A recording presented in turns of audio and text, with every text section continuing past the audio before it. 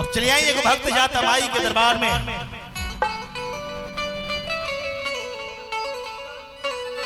देखी भक्त कैसे वो भाव में माई से नहीं हो रहा कहता कैसे क्या कहता हो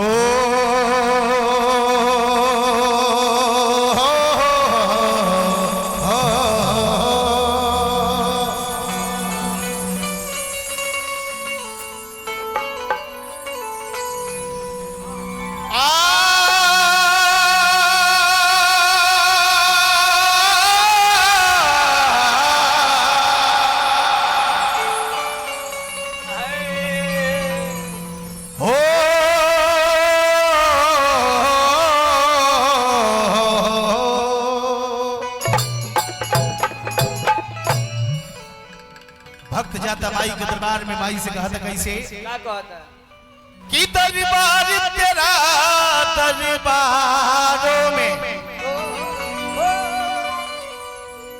एक खास अहमियत रखता है।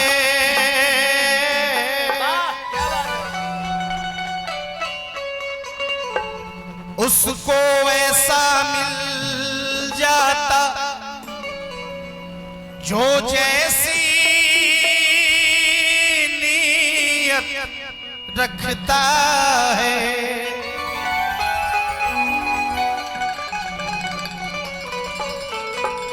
देखी भक्त जाता माई के दरबार में माई से कहता कैसे क्या कहता कि अरे केवड़िया खोली ही मैया, हाँ केवड़िया खोली ही मैया। और भैया जागरण में ऐसे ना, जागरण के मतलब है कि जस से जागे के बाद गस से गावे के बाद रस से रात भर माई के भजन में ताली बजावे के बाद भोले बाबा के भजन में ताली बजावे के बाद काहे कि ऐसे भी कहल गई बा कि शिकायत हमें मंजूर नहीं, अपना कोई बहाना होगा। शिकायत हमें मंजूर नहीं, अपना कोई बहाना होगा। अगर सच्चे मन से इस देकुंड धाम में आए हैं तो एक बार प्रेम से दोनों हाथ उठाना होगा सभी लोगों को। एक बार सभी लोग दोनों हाथ उठाएंगे अगर देकुंड धाम को आप साक्षात मानते हैं तो। सभी लोग अगर भोले बाबा को मानते हैं तो इधर वाले भैया आप लोग सभी लोग दोनों हाथ उठाएंगे। जितने भी श्रोता हैं पीछे वाले चाची बहन आप लोग भी लजाना शर्माना नहीं है। एक बार सभी लोग दोनों हाथ उठा देना सीधा सीधा ऊपर। जिनको अगर भोले बाबा से प्यार है, अगर भोले बाबा को मानते हैं आप तो एक बार सभी लोग दोनों हाथ उठा देंगे एकदम सीधा सीधा सभी लोग। और मीठी मीठी ताली के साथ कहना है कैसे कि तू अर पखाड़ा पप्पू जदिया के बढ़िया खोलिए मैया। अरे तू अर पखाड़ा पप्पू जदिया के बढ़िया खोलिए मैया, के बढ़िया खोलिए मैया, के बढ़िया खोलिए मैया। एक बार प्रेम से बोलिए शेरा वाली मैया की दुआर पखाड़ा पप्पू जदिया के बढ़िया खोलिए मैया। दुआर पखाड़ा पप्पू जदिया के बढ़िया खोलिए मैया। मट्टी के मूर्ति से तकेली मुस्काई के है, मट्टी के मूर्ति से तकेली मुस्काई के। ऐसे भी कहल गई बा कि हर तेज चलने वाली गाड़ी का नाम सुपर होता है और देवी मैया उन्हीं को आशीर्वाद देती हैं जिनका दोनों हाथ ऊपर होता है। ऊपर होता है। आशीर्वाद लेना है तो लजाना शर्माना नहीं है। ये भोले बाबा का दरबार। एक बार सभी लोग दोनों हाथ उठाएंगे। जो किया शर्म उसका फूट गया कर। सही बात। और मीठी मीठी ताली बजाना है कैसे कि माटी के मूर्ति से तकेली मुस्काई के है, माटी के मूर्ति से तकेली मुस्काई के है। कि गजब है रूप सुहावन लागे दुर्गा माई के, कि गजब है रूप सुहावन लागे दुर्गा माई के। जय हो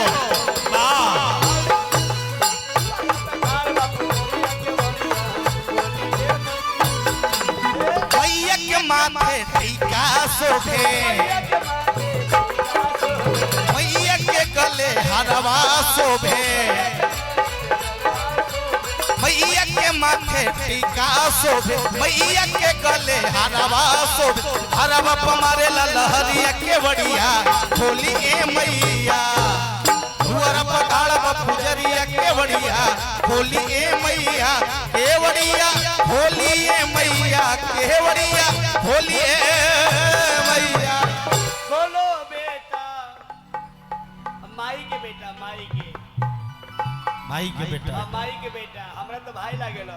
अच्छा ही बताइए आप लोग को भजन अच्छा लग रहा है? तो नीचे चल जाइए भजन अच्छा लग रहा है तो एक बार हाथ उठाकर बताइए आप लोग। एक बार सभी लोग दोनों हाथ। क्या है अगर आप लोग हिंदू धर्म से आते हैं अगर अपना धर्म को मानते हैं तो एक बार सभी लोग दोनों हाथ उठाएंगे। लजाना शर्माना नहीं।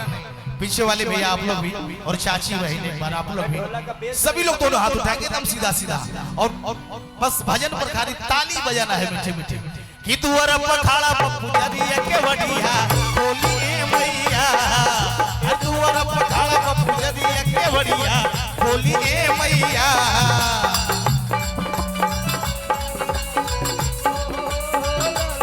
जय हो।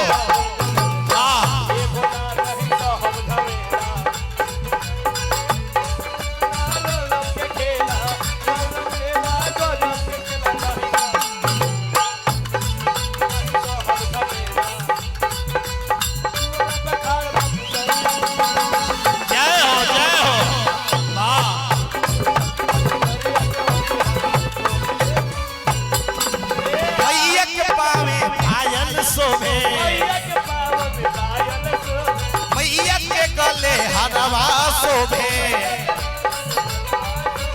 मैया के पावे पायल शोभे मैया के गले हरवा शोभे हरवा पमारे लहरिया के बढ़िया होली ए मैया दुआर पखाड़ पुजरिया के बढ़िया होली ए मैया केवड़िया होली ए मैया केवड़िया होली ए